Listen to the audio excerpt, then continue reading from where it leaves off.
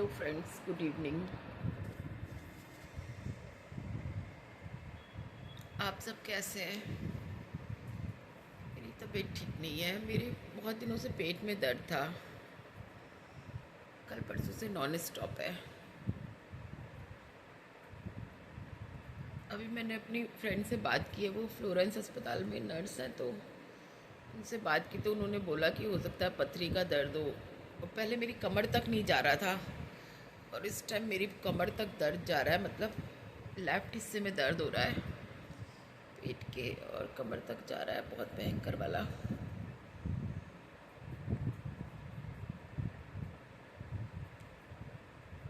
बता नहीं सकती मैं।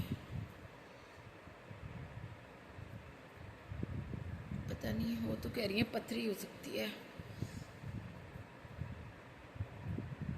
ये मेरे कल बच्चे आए हुए थे, मेरी पोती आई हुई थी, बहू आई हुई थी, बेटे आए हुए थे। वो सब सुबह चले गए थे 12 बजे नाश्ता वास्ता करके। उसके बाद से मैं लेटी हूँ, उठ ही नहीं पा रही हूँ बिल्कुल। दर्द, मैप्टेल स्पेस खाली बंद नहीं हो रहा दर्द। अभी उन्होंने एक गोली लिखी है, वो खाऊंगी। खाना वाना खा करके तो देखती हूँ मेरी तबीयत ठीक होगी या नहीं। किसी तरह मैंने होली निकाली कि मैं कैसे भी करके होली निकालूं। कल सुबह मैंने 9:30 बजे का अपॉइंटमेंट लिया है। 9:30 बजे जाऊंगी, दिखा के आऊँगी। मेरे बहुत बहुत बहुत दर्द है, असीमित मात्रा में।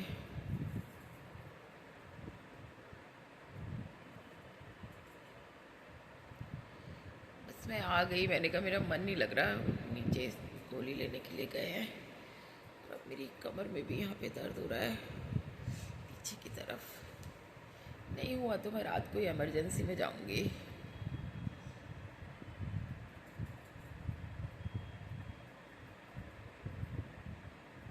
बर्दाश्त हो गया तो ठीक है।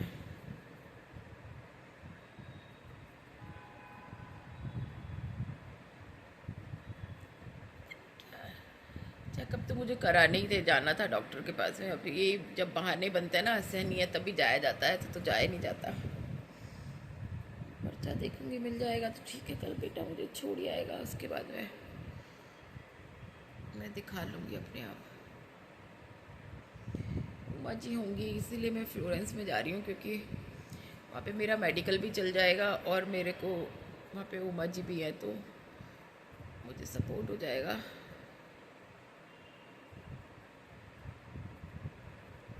तबीयत बहुत बहुत बहुत ख़राब। कुछ समझ नहीं आ रहा मुझे क्यों इतना दर्द हो रहा है। पेट का दर्द हो रहा है, आज तो बर्दाश्त से बाहर हो रहा है मेरी। और अभी तक मैं कह रही थी मेरी कमर में नहीं हो रहा, कमर में भी हो रहा है इस टाइम।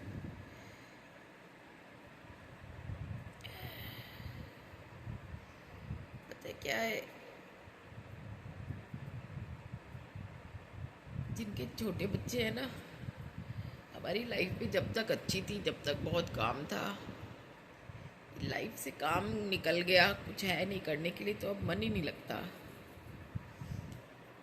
अच्छी नहीं लगती लाइफ, मुझे तो बिल्कुल नहीं अच्छी लग रही। कितना खाली खाली खाली खाली। बच्चा सर्विस पे, छुट्टी नहीं मिलती, कुछ नहीं मिलती।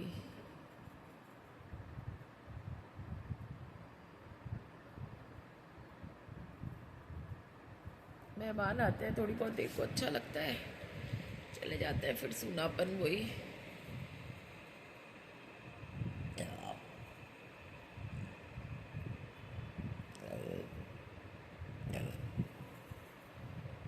मैंने भी अजवाइन, काला नमक और उसकी फंकी भी लिया है, हींग की। थोड़ा कम हो जाए मेरा दर्द, पर हो नहीं रहा।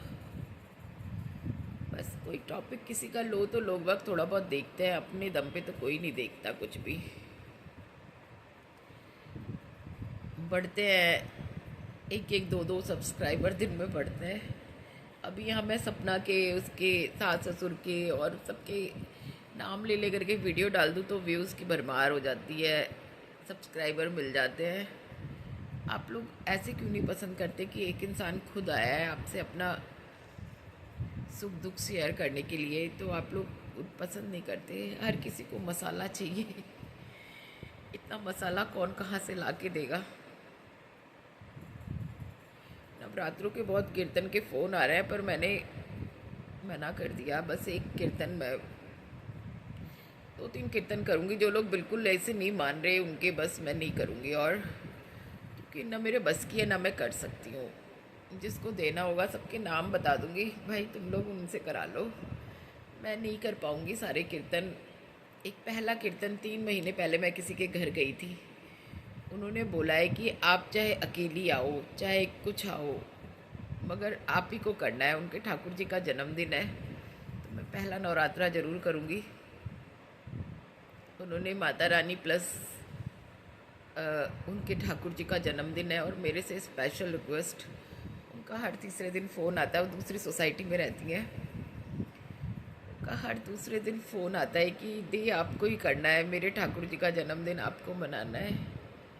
आज तो फ़ोन आए मैं मना नहीं कर पाती, क्योंकि माता रानी ना मेरे को साक्षात आकर के जीने नहीं देती हैं। मुझे बहुत तरसाती हैं, बहुत पूरी रात दिखती रहती है कि तूने कीर्तन को मना किया तो क्यों किया। मैं डर जाती हूँ, पर मैं बताऊँ मैं कल दिखा के आऊँगी अपने आप को। अगर मेरी तबीयत ठीक हुई तो मैं करूँगी, अदरवाइज़ वो भी 1-2 कीर्तन, सारे नहीं करूँगी किसी भी सूरत में। कोई भी करे कुछ भी करे, मैं नहीं करूँगी। मेरे बस की नहीं रहा। इतना मेरी तबीयत ठीक नहीं रहती, हर चौथे दिन खराब, कभी कुछ प्रॉब्लम कभी कुछ प्रॉब्लम। इससे तो अच्छा ठाकुर जी उठा लें, गाय को ज़िंदगी दे रखी है। मैंने पिछली बार बिल्कुल स्ट्रिक्टली कह दिया था कि मैं कीर्तन नहीं करूँगी, मगर क्या हुआ कि मुझे 15 दिन माता रानी दिखती रही। मैं सोई नहीं रातों को, हर जगह माता रानी, हर जगह भगवान, हर जगह भगवान। कभी मुझे हनुमान जी दिख रहे हैं, कभी मुझे कान्हा जी दिख रहे हैं, कभी मुझे माता रानी ने तो मुझे एक पल चैन ही नहीं लेने दिया। फिर मैं 15 दिन बाद अपने मंदिर के आगे बैठ के बहुत रोई कि नहीं, मैं कीर्तन करूँगी, कभी बंद नहीं करूँगी। तब जा कर के मुझे दिखने बंद हुए। मगर क्या है कि मैं इतनी मेहनत अब कर नहीं सकती, भागम तागी ये वो, मैं मेरे से अब होता नहीं। तो गुणगान तो घर में रह कर के भी किया जा सकता है, तो कम से कम बस 1-2 कर पाई तो करूँगी, अदरवाइज़ नहीं करूँगी।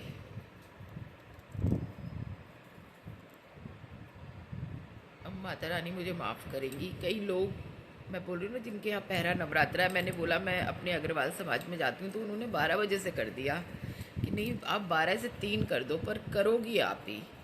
मतलब लिटरली उनका जो रिक्वेस्ट करना ना मेरे को, मैंने कहा नहीं प्लीज़ ऐसे मत करो, मैं कर दूँगी। तो जब लोग बाग रिक्वेस्ट करते ना तो मेरे से रहा नहीं जाता, मैं हाँ बोल देती हूँ। यहाँ बड़ी प्रतिस्पर्धा है कीर्तन मंडलियों की, ढेरों मंडलियाँ हैं, भाई करो, मेरे को कुछ नहीं चाहिए। मेरे को मेरी श्रद्धा, मेरी भक्ति, उसका तमाशा मत बनाओ।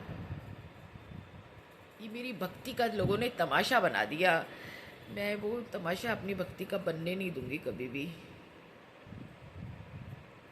ना मैं झूठ बोलती कि हम पैसा नहीं लेते। मैं तो खैर कुछ लेती ही नहीं हूँ, मैं तो मेरी ढोलक वाले को 1100 रुपये दे दो बस। इसके अलावा मैं किसी से कुछ नहीं मांगती, ना लेती ना कुछ करती। मेरे माइक ख़राब कर दिए खींच तान तान करके सब कुछ, मैं तब भी किसी को कुछ नहीं कहती। ठीक है मैं ठीक करवा लूँगी, भगवान ने मुझे सक्षम कर रखा है, मैं ठीक करा लूँगी। मगर मैं गलत बात नहीं बर्दाश्त करती बिल्कुल भी। लोगों को पैसा चाहिए भी, जो साथ होते हैं नहीं होते हैं, जो भी लोग हैं, और नहीं भी चाहिए। तो ये मंडलियाँ सारी बोलने के लिए बनी हुई हैं, भक्ति किसी के अंदर नाम मात्र को भी नहीं है, मैं सरेआम कह सकती हूँ। जो भक्ति में मैं कीर्तन होता है ना, वो अलग ही चीज़ होती है। लोगों ने सीख लिया, यूट्यूब से सीख सीख करके अपने आप को मंडली वाले बनते हैं। मंडली मंडली क्या होती है? मंडली मैं पूरा कीर्तन अकेले करके आ सकती हूँ, मुझे इतनी शक्ति माता रानी ने दे रखी है, मैं उसकी अपार आभारी हूँ। मगर क्या है कि डर जाती हूँ, अब भाग दौड़, उतरो नीचे, जाओ इधर जाओ उधर जाओ। मेरे घर पे ही करा लो कीर्तन तो मैं बैठ के आराम से कर दूँगी। तो बस मैंने छोटी सी वीडियो आज इसलिए बनाई, एक तो मेरी तबीयत ठीक नहीं, मेरे पेट में मैंने जैसे ही बोला मेरी कमर में दर्द नहीं है, तब से कमर में भी हो रहा है। मतलब एक बेचैनी होती ना, बहुत जोर का नहीं हो रहा, पर जैसा भी हो रहा है वो बेचैनी भरा हो रहा है, मतलब बेचैन हूँ मैं बिल्कुल। और अब मेरे पेट से दर्द कमर में जा रहा है, अब बर्दाश्त नहीं हो रहा मेरे से। और क्या है कि मैं आज की रात और निकालूंगी, मैं कल सुबह ज़रूर जाऊंगी दिखाने अपने आप को। हो सकता है यूरिन इन्फेक्शन हो सकता है पथरी हो, देखते हैं क्या निकलेगा।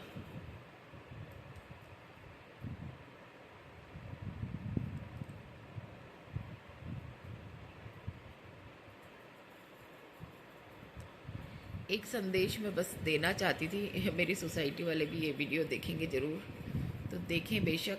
लोगों ने बड़ा बदनाम किया, ये लेती हैं वो लेती हैं, ये करती हैं वो करती हैं, पीछे से मुझे बोला जाता था हम लोग फालतू में अपना टाइम वेस्ट करते हैं, आप इतना बोलिए आप उतना बोलिए। मैंने सबके कहने पे किया जो किया, मुझे कुछ भी नहीं चाहिए। मैं आज से नहीं, मैं 20 सालों से कीर्तन कर रही हूँ और मैंने कभी किसी से कुछ नहीं लिया। लोगों ने मुझे दिया तो मैंने वो स्वीकार भी किया, मेरे पाँव छू करके किसी ने मुझे कुछ दिया। लोगों ने साड़ी भी पहनाई, चुन्नी भी पहनाई, पता नहीं क्या क्या हो चुका, मुझे याद भी नहीं, मगर वो मैंने स्वीकार किया। मगर मैंने कभी किसी से पैसे नहीं मांगे कि कीर्तन करने के मुझे 2100 रुपये चाहिए या 5100 रुपये चाहिए। जब मैं कीर्तन करके आती हूँ तो वहाँ बैठे लोग ही कहते हैं कि आप देखिए, अपने मुंह से अपनी तारीफ़ नहीं कर रही, पर ये मेरे पे माँ की अनुकंपा है। सब मुझसे कहते हैं कि आप पूरी चौकी वगैरह भी कर सकते हो, मैंने की है। ऐसा नहीं कि मैंने इस साजों के साथ नहीं गाया, मैंने गाया है खूब। एक लड़का था सोनू, मैं बहुत मोटी थी, जब भी वो मेरे पीछे पड़ा रहता था कि मेरा सपना है कि मैं आपके साथ कैशियो बजाऊं, आप एक बार मेरे साथ जागरण में चलो। मैं कहती थी मैं इतनी मोटी हूँ, मुझे देखेगा कौन जागरण में। कह रहा था उससे कोई मतलब नहीं है, बस आपकी आवाज़ का जादू ऐसा है कि आप मेरे साथ। बहुत यंग थी तब मैं, हो गई होगी 15 साल पहले की बात। फिर उसने एक होली के कीर्तन में मेरे साथ पियानो बजाया था, वो जो होता है जिसमें की होती है कि आपके ये नंबर की आपका सुर उस की पे लगता है। तो जब मैंने माइक हाथ में लिया तो मैंने उसको बोला कि मुझे संभाल लेना, तो सारी औरतें हंसने लगी कि ये क्या संभालेगा तेरे को, तू इतनी मोटी है। मैंने कहा ऐसे नहीं, मेरे सुरों को अपने साजों में ढाल देना। तो उसने वही किया और मैंने कालका माँ के भजन गाए थे, शायद यहाँ से शुरू किया था, जोर से जयकारा लगाने वाला चाहिए, माने मेरी कालका मनाने वाला चाहिए। उसके बाद मैंने होली के बहुत सारे गाने, फिल्मी गाने, भजन सब जोड़ जोड़ के गाती गई। उसका उसके बाद हाँ, उसके बाद भी एक चौकी डीएलएफ शालीमार गार्डन में की थी, हाँ उसके साथ में। तो ढोलक वाला भी जान पहचान का था। तो जब ऑर्गन्स के साथ गाती थी तो बड़ा डर लगता था कि गाऊं कि नहीं गाऊं, क्या होगा। तो जब मैंने गाया तो गा गू करके मैंने बोला, मैंने कहा मैंने ठीक ऑर्गन्स के साथ थी मैं। तो ढोलक वाले ने बोला हमने आपको बहुत बार गिराने की कोशिश की कि आप कहीं डगमगा जाओ, पर आप डगमगाई नहीं बिल्कुल भी। और गाते गाते मुझे गुस्सा भी आ रहा था कि ये ढोलक क्यों सुर ताल बदल रहा है, मगर उसने कहा कि जानबूझ के बदल रहा था। नाम मैं भूल रही हूँ उस टाइम, सब सीमापुरी के रहने वाले ही थे। और याद आता है मुझे वो दिन, अभी भी मैं मेरे पतिदेव को कह रही थी कि ऐसे कैसे दिन आ गए ना, हम इतने खाली कि हमारे पास करने के लिए कुछ नहीं बचा। कभी किसी ज़माने में मैं इतनी बिज़ी हुआ करती थी, इतनी बिज़ी हुआ करती थी कि मुझे रोटी खाने की फुर्सत नहीं थी। बीमार भी होती थी ना, बीमार तो मेरे साथ चलता ही जा रहा है, मतलब एक हिस्सा ही समझ लो मेरी ज़िंदगी का पार्ट है। मगर मैं कभी हार नहीं मानी, मैंने खूब काम किया है, खूब। कौन सी बीमारी ऐसी जो लगी नहीं, बस ऑर्गन्स ख़राब नहीं हुए, बाकी तो हर बीमारी से सफ़र कर चुकी। कभी पीलिया हो गया, कभी कुछ हो गया, कभी कुछ हो गया, कभी शुगर बढ़ गई, कभी कुछ हो गया, मगर मैंने ना हिम्मत नहीं हारी। मगर अब नहीं, अब मैं पता क्या है, मैं अपने शरीर की हिम्मत से नहीं, मैं लोगों की क्रिटिसिज्म से हार जाती हूँ। मेरे को क्रिटिसाइज़ होना बिल्कुल पसंद नहीं है। मुझे ना मेंटली थका देता है क्रिटिसिज्म। मैं ऐसा कोई काम नहीं करती जो कि किसी के विरुद्ध हो। कीर्तन हो, कुछ हो, मैंने कभी अपने पास में कुछ नहीं रखा। मैं बाटा बाटी कर देती हूँ। मेरे को नहीं चाहिए उतना ही जितना कि मेरे साथ सूझ ठीक हो जाए, सेल डल जाए, बस यही सब। पिछले कीर्तन में भी मैंने सबको जो मेरे साथ में थे सबको बांट दिए थे पैसे। मैंने नहीं रखा है एक भी पैसा। होंगे 500-700 रुपये बच गए होंगे तो मैं कह नहीं सकती, मगर मैंने दे दिए थे सब। मेरी फ्रेंड आई थी एक पुरानी, उसको दिया मैंने। अपने पास से भी बहुत कुछ दिया, वैसे भी बहुत कुछ दिया। सब कीर्तन के पैसों में से ही दे दिया था सबको। मेरे को नहीं चाहिए, पर मेरे से क्रिटिसिज्म बर्दाश्त नहीं होता। जब जो काम मैं करती ही नहीं हूँ उसके लिए लोग बोले तो मैं बर्दाश्त नहीं कर पाती। फिर मैं सोचती हूँ कि घर में बैठना ठीक है। मैंने पॉलिटिक्स में इसीलिए ऊपरे मुकाम पे नहीं पहुंची क्योंकि मुझे क्रिटिसाइज़ होना बिल्कुल पसंद नहीं था। जहाँ जो जो कोई बोल देता था ना, मैं मुंह पे ही इतना सारा मार के आती थी कि मुझे क्यों बोला ऐसे, जब मैं ऐसी हुई नहीं। पॉलिटिक्स तो आप जानते हैं एक किस्म की दलदल है। इंसान आप पे कीचड़ उछालता ही रहेगा, उछालता ही, बिना बात की बात बना देंगे। और मुझे ये बिना बात की बातें बनाना बिल्कुल पसंद नहीं था। मैं नोक पे रखती थी जूतों की। अभी एक दिन मेरे मेरे हस्बैंड ब्रेकफास्ट कर रहे थे तो मैंने कहा मैंने कभी मतलब पॉलिटिक्स में मुकाम हासिल करने के लिए किसी की चापलूसी मतलब ऐसे ही कुछ बोली थी। तो मैं मेरे हस्बैंड बोले ये बहुत साल पहले कर लेती तो कहीं होती। मैंने कहा हाँ बहुत साल नहीं, हाँ मैं ये कह रही थी कि अब की बार पॉलिटिक्स में आई तो मैं भी थोड़ी चापलूसी कर लूँगी। तो मेरे हस्बैंड बोले ये बहुत सालों पहले कर लेती तो आज किसी मुकाम में होती। तो मैंने कभी किसी की चापलूसी नहीं की, कभी भी। एमएलए साहब कभी मैं नाराज़ हो जाती थी तो मुझे घर ही मनाने आते थे। एकता तेरे जैसे लोगों की हमें ज़रूरत है, तू ऐसे नहीं रूस। भगा देती थी घर से, डट चल निकल मेरे घर से बाहर। महीनों महीनों हिम्मत नहीं होती थी मेरे घर आने की। और उसके बाद में फिर बहन जी हम गेट पे खड़े हैं, गेट खोल दो। मैंने बहुत यादें हैं मेरे पास, बहुत यादें, बहुत यादें, बहुत यादें।